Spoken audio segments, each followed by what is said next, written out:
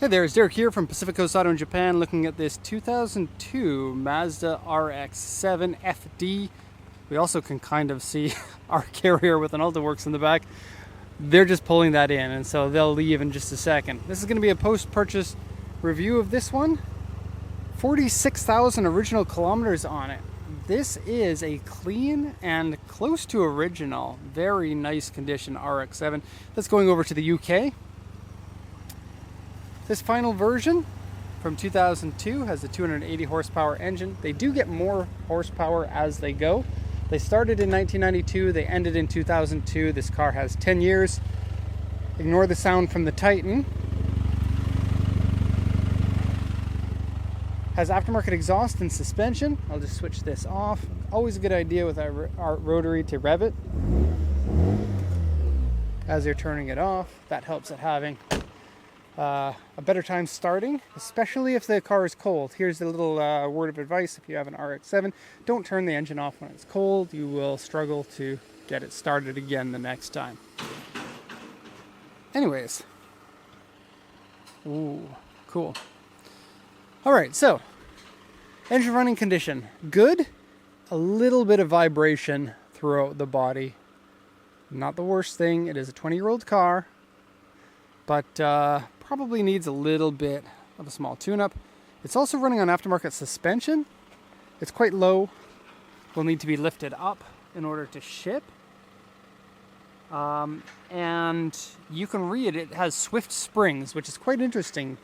You only get swift springs if you really care about the spring rate. The spring rate on the front is 16 kilograms per millimeter, meaning that every millimeter of travel requires 16 kilograms of compression in order to move that. There's also helper springs in there too, which is cool. 16 is very hard for a front suspension.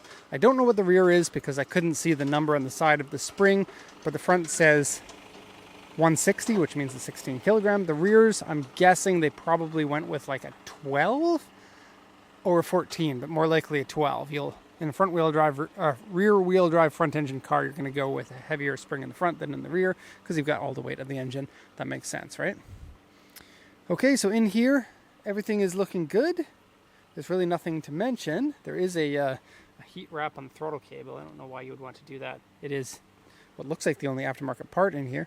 And there is an eensy-weensy little bit of surface rust on some of these spot welds right here. Okay, let's lower the aluminum hood. Every one of the FDs had the alloy hood. I believe the SFC came with both aluminum hood and steel hood, depending on the version of it. But here in Japan, we only got the turbo RX-7s for, I'm sorry, there were naturally aspirated ones, but FC and FD were only available in turbo. Okay, I got the headlights up because retractable headlights are a win, and this is 2002. During this time, I think this and the Corvette were the only two cars that still had their retractable headlights. And the retractables work fine, power windows work fine, mechanically everything in the car is fine. I'll just put these down now. There is a button to have the headlights in the up position, even if you don't have the headlights on, which is pretty cool. Let's go ahead and read the auction inspection sheet here. So, 2002 RX-7 Type R Bathurst Edition. Bathurst being the Australian race of some sort. I don't know. Maybe the car did well in that race. Don't know. Anyway, auction rate R, interior B. Power steering, power windows, and airbag. Original black, not color changed. Sales points say purchased from user. RE Amemia Dolphin tail exhaust. Okay, so that's cool. It does sound nice. It has that tip that's going down at the end. It looks quite nice as well. SARD catalyzer, or catalytic converter, if you want to call it that. Owner's manual, and it has a manual for the cat. Okay. Original keyless entry. Original Nardi steering wheel. And it has the new logo, the new Mazda logo, which is kind of cool to see on the RX-7. These documents are going to be sent to you, including the most recent time it was inspected for insurance. Has been in a front accident. Okay, so the hood, you have a little bit of the bumper not meeting the hood properly there. Have a good look at that. The rest of these, this one here, looks fine. The hood is pretty good. Pretty good. Just this one part here. And then this line here, a little tiny bit off. Now, even from factory, that's a difficult panel gap for Mazda to get right. And so I don't really blame them that much. And this is the late model under spoiler and the late model marker lights there that are a little bit more aggressive looking. Looks nice. And look at this. The new Mazda logo. Again, really odd to see that on an RX-7 of this generation because that was a new logo at the time of this. And this was a very old, well, a very well-established car by the time that this it reached 2002. Okay, and the late model taillights. Anyways, the back trim, I came back here to show you something.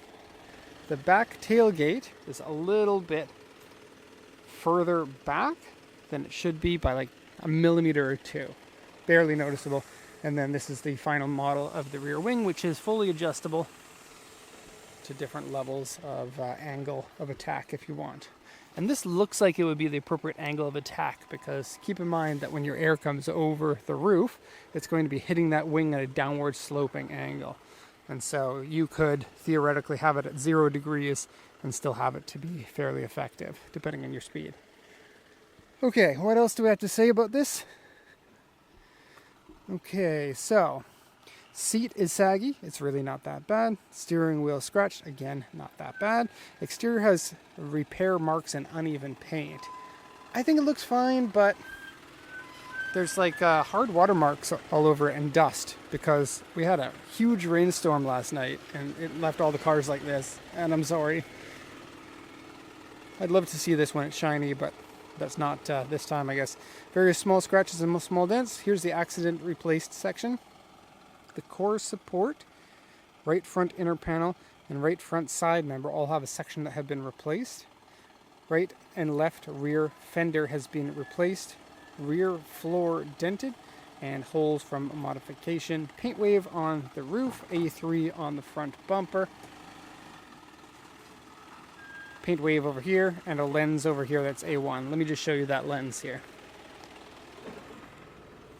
Right there is what they're talking about, little scuff there. Okay, so I'll take the, actually let me just, Mike's using up the space that I want to use there, so anyway. There's a scuff here I want to show you, fairly large scuff on there as well as on here, don't miss that. And take a look. Oil cooler, yes. The fins are a little bit sad, but it is an oil cooler. It is a factory oil cooler. And what's in here? Ooh, more oil coolers. You want to have that oil nice and cool to keep your RX-7 from overheating. Okay, let's do a once around now so you can see it from all different angles. I'm sure a lot of people would agree this is one of the best looking cars that has ever been made, especially of this price range. You can really compare this to something that is $100,000, $200,000, $500,000 car, because nowadays you just don't see cars that are this low slung. And you know, look at it in profile here. It's long and low and sporty and looks great. These are fantastic. Okay, so not to dwell too much on the looks of it, but yeah, big thumbs up.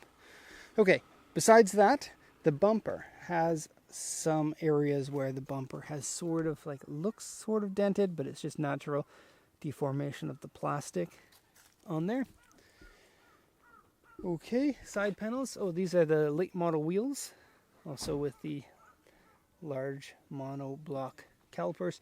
Tires are 225/50 R16, and there's a Toyo Proxy R1R tire. Oddly, the same kind of tires we use on our BB. We didn't pick out those tires. I don't particularly like these tires unless you're only going to be using them short term. Bye guys. Scratch there. They're a very grippy tire. They just don't last that long because of how small the lugs are. And so do keep that in mind. But on a nice low mileage car, remember 46,000 kilometers, you probably don't have to worry too much about the tires. And there's a version of these tires that have larger lugs that last longer too, if that's what you want. But These are 2018 tires. You can go have your fun. You can get some other tires when they wear out. Okay, let's look at that dolphin tail RE Amemia with no focus on the camera. Okay. Anyways, so we got a bit of a chip in the door. Now that's basically all the damage, what I've shown you there. Those 2 scratches, the chip in the door, the scrape on the front, and I guess it's driven through some mud. Yeah. Okay. So, oh, I didn't notice this when I was looking. This trim piece is a little bit damaged.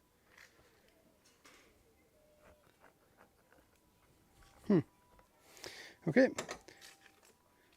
And a little bit of a rip here as well. Okay. So, the RX-7 is a small car. I recommend it for people 6 feet tall and shorter. If you're over 6 feet, I'm sorry, it's probably not the car for you, unless you wanted to wear really tight shoes. The pedal box area, really tight. The seat doesn't go back that far, and the roof is actually pretty low. Okay, this section here is all fine. You'll sometimes see these cracked as people lean on this to get out. I highly recommend you put your hand here while you're getting out, not too high up here because it slopes. And if it's wet or anything, you can slide out. But it is a little bit of a challenge to get in and out of this car. Steering wheel. Kind of looks like an RX-8 steering wheel. Interesting. And then, oh, scuff plates on both sides have scratches. Let's see if you can see that. Okay, steering wheel, yep, it's good. Floor carpets, they're good. Hard to get my head in. Gauge set. Looks good with the cream gauges like that. And your tachometer is right in the center, which is your most important one if you're doing spirited driving. Okay, the dashboard, all really good. This one has the second airbag, which is quite interesting for me to see. I think this is the first one that I've seen with the double airbag. Has a little bit of a substance on here. I guess there was something that was glued on. You can see it a little bit. The AC works. This is just a very simple AC with different face and feet, defroster and feet, and then just defroster. Everything super simple. Has a Navi unit there, shift knob. Everything just looks so good and so clean. Missing the cigarette lighter though. It still has the ashtray in it. Some people swap this out for a little compartment if you want. No signs of cigarettes in there. Also no smell of cigarettes inside the car. Has this pad here that's for resting your leg against when you're driving quickly. Really cool. Kind of initial D, right? He had to buy some pads for the Impreza. So that, because he was cornering too quickly. I think those are aftermarket pedal covers. I don't actually know. I can't remember what they are supposed to look like. Have a look at what the headlights look like when they're up, so you can see them. Gives it a really unique feel to the inside of the car. Okay, so I want to show you the trunk, because it is a teeny trunk. You can't fit one of me inside it. And the back seats also, just kind of pretend back seats. It's kind of like a bucket back seat because you sink right into it there. Look at that. And then no damage to the top of that, which is something that you'll see a lot because the sun beams down directly onto it.